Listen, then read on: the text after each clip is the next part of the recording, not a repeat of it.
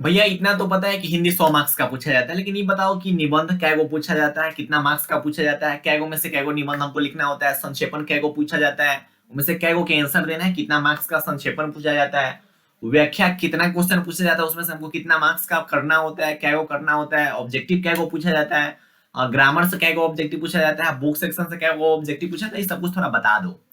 तो आज के इस वीडियो में सब कुछ बता दूंगा, ठीक है। एक वीडियो में सब कुछ समझ जाओगे, कैगो में से कैगो करना है, ठीक है, कितना मार्क्स का पूछा जाता है, सब कुछ क्लियर हो जाएगा हिंदी का, ठीक है।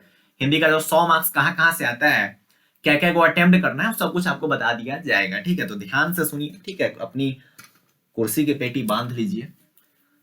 सबको पता है कि भैया कि 100 मार्क्स का पूछा जाएगा। बच्चे बोलेंगे हाँ बिल्कुल पता है भैया। 2024 एग्जाम में बच्चे बोलेंगे हाँ भाई 24 रहे या फिर 23 रहे, सब में 100 मार्क्स का हिंदी पूछा जाता है। हालांकि हिंदी में प्रैक्टिकल नहीं होता है।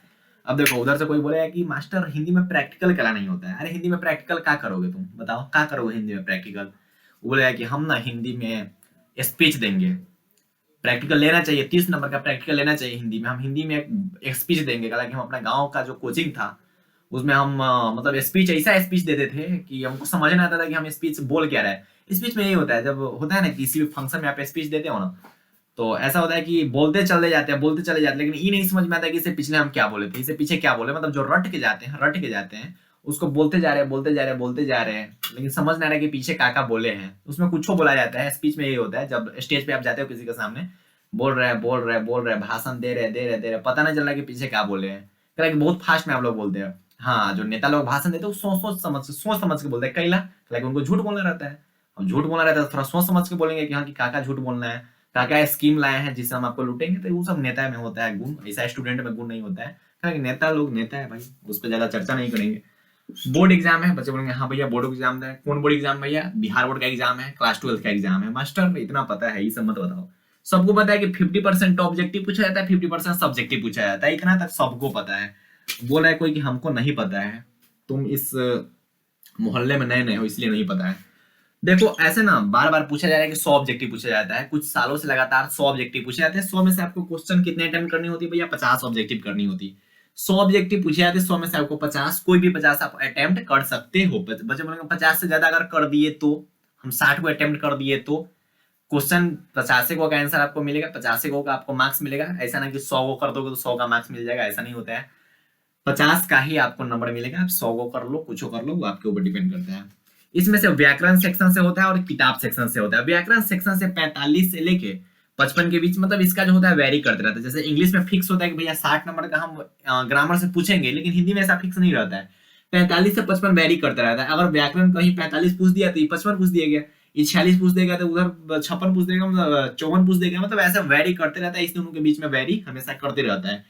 बच्चे बोलेंगे भैया किताब में हमको क्या को पढ़ना है? तो किताब में आपकी किताब जो है उसमें 14 को कहानी है और 13 को कविता है, ठीक है। 14 को कहानी और 13 को कविता है। बच्चे बोलेंगे भैया व्याकरण में हमको क्या पढ़ना होता है?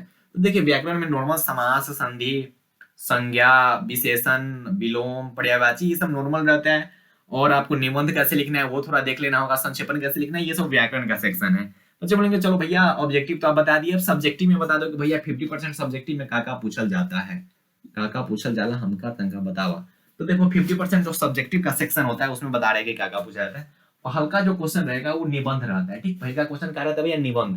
निबंध। निबंध रहता है। जैसे बचपन में सीखोगे दूसरा का तीसरा काम है कि गाय पर एक निबंध लिखे, लेकिन कि गाय की 4 टांगे होती है, काका कुछ कुछ लिख दो, वो हमको भी नहीं याद है। तो बच्चों ने याद इसमें क्या करना है भाई, देख के बताओ। तो निबंध पूछा जाएगा। निबंध आपके पास 6 दिए रहेंगे, ठीक। 6 आपके पास ऑप्शन रहेंगे, 6 में से आपको करना है एक ही, और वो एक अगर लिख देते हो निबंध 8 मार्क्स आपका आ जाएगा। उसके बाद दूसरा का जो क्वेश्चन रहता है वो व्याख्या रहता है, जिसको इंग्लिश में एक्सप्लेनेशन बोलते हैं। ऐसे सेम एज इंग्लिश ही रहता है, ये भी सेम एज इंग्लिश ही रहता है। इसमें कुछ कम रहता है, उसमें इंग्लिश में कुछ ज्यादा रहता है, समरी वगैरह ले उके। दूसरा का क्वेश्चन आपका व्याख्या का मिलेगा। व्याख्या जो रहेंगे वो 4 क्वेश्चन आपके पास व्याख्या के रहेंगे। बच्चों व्याख्या क्या होता है? देखो जब आप स्टोरी या फिर पोएम पढ़ते हो, ठीक है, मतलब कहानी या फिर कविता जो पढ़ते हो, उस कहानी या कविता का कोई लाइन उठा के बोलेगा कि भैया इसको आप व्याख्या कीजिए, ठीक है, ठीक है, इसको लंबड़ाइए। उसी व्याख्या मतलब लंबड़ाना। तो व्याख्या 4 को पूछा जाएगा। 4 को में से आपको कितना का आंसर देना भैया? 2 का आंसर देना है। एक क्वेश्चन जो व्याख्या करेगा वो 4 मार्क्स का रहेगा, तो 2 को दे दोगे तो 8 मार्क्स तुम्हारा हो जाएगा। तीसरा का क्वेश्चन है भैया पत्र लेखन। पत्र लेखन क्या बोलते हैं भैया? पत्र, लेटर, कुछ कुछ याद आ रहा होगा, पत्र। तो ये पत्र जो होते हैं वो हिंदी वाले पत्र होते हैं, ठीक है। इसको थोड़ा और रूप रंग के साथ लिखा जाता है। एक पत्र होता है वो सब नहीं, मतलब एक तो होता है पूरा जो होता है ना एक पेज पे सब कुछ लिख दिया जाता है, जहां तक ऊपर जो जगह पेज देखो ऐसा होता है, पेज के ऊपर ना ऐसा है, अगर ऐसा कोई पेज है ना तो इधर चौथाई छोड़ल रहता है और ऊपर कुछ जगह छोड़ल रहता है, तो एक पत्र तो आप लिख देते हो। मतलब जो बिहार बोर्ड का वाला जो पत्र है या फिर जो आपको बिहार बोर्ड के एग्जाम में लिखना है तो सिस्टमेटिक ढंग से लिखना है। और वो पत्र में क्या करते हैं बच्चे, इस सब में पहले लिखेंगे लिखेंगे चौथाइयों ना छोड़ते हैं, कला की कुछ बात अगर लिखना है तो सब कुछ पूरा लिख रहे हैं लिख रहे हैं लिख रहे हैं लिख रहे हैं लिख रहे हैं लिख रहे हैं लिख रहे हैं।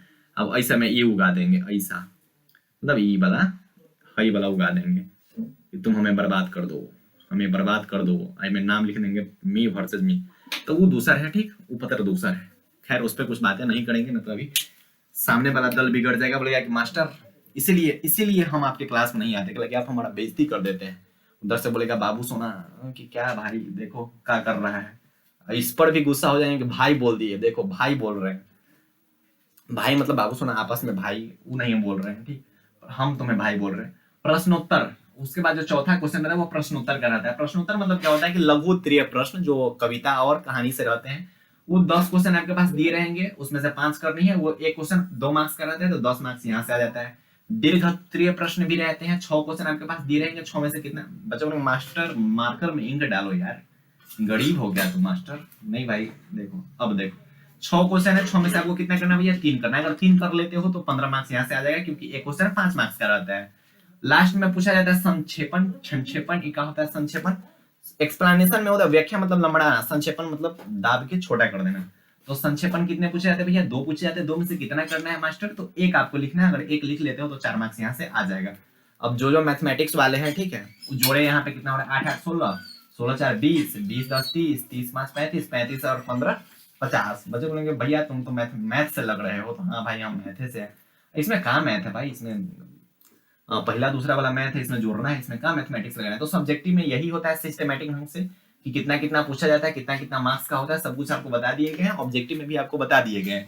तो जो बिहार बोर्ड का एग्जाम होगा ठीक है, क्लास 12 का जो एग्जाम होगा उसमें अच्छे ढंग से ठीक है 100 मार्क्स का जो पेपर आता है उसमें अच्छे ढंग से कोशिश करना है कि 90 प्लस थोड़ा स्कोर कर ले ठीक है। जिंदगी में एक टैग लग जाएगा कि भैया हिंदी में या फिर इंग्लिश में 90 प्लस स्कोर किए हो ठीक है, तो इसलिए अच्छा ढंग से थोड़ा पढ़ाई लिखाई करो और सब कुछ आपको पता चल गया। अब थोड़ा ध्यान देकर देखना है कि भैया 8 मार्क्स का पूछा जा रहा है, निबंध को नहीं छोड़ना है, संक्षेपण नहीं छोड़ना है, पत्र आवेदन नहीं छोड़ना है, मतलब कुछ भी नहीं छोड़ना है, सब पे ध्यान देना है और सब कुछ को कंप्लीट करना है। ऑप्शन इतने ऑप्शन भाई 6 में से वो करना है, 4 में से 2 करना है, 10 में से 5 करना है, इतना बिहार बोर्ड के स्टूडेंट को इतना ज्यादा बेनिफिट दिया जाता है। 100 ऑब्जेक्टिव में से 50 ऑब्जेक्टिव करना है, छुछुना फिर भी फेल हो जाता है सब, हमको यही नहीं समझ में आ रहा है। 100 में से आपको कितना करना है भैया 50, उसमें भी फेल हो जाते हैं सब, उसमें भी फेल हो जाते हैं, चले जाओ तुम लोग काशी, नहीं होगा कुछ। तो ये सब कुछ आपको कंप्लीट हो गया होगा, समझ में आ गया होगा ओवर ऑल ठीक है। इसी टाइप का जो वीडियो है वो इंग्लिश पे पहले से आ रखा है और 5 सब्जेक्ट पे आ जाएगा ठीक है। तो पढ़ाई करते रही जा, अच्छा ढंग से पढ़ो ठीक है, और जाओ अब थोड़ा पढ़ाई लिखाई कर लो, जिंदगी में थोड़ा अच्छा काम कर लो। तो बाय, जय हिंद।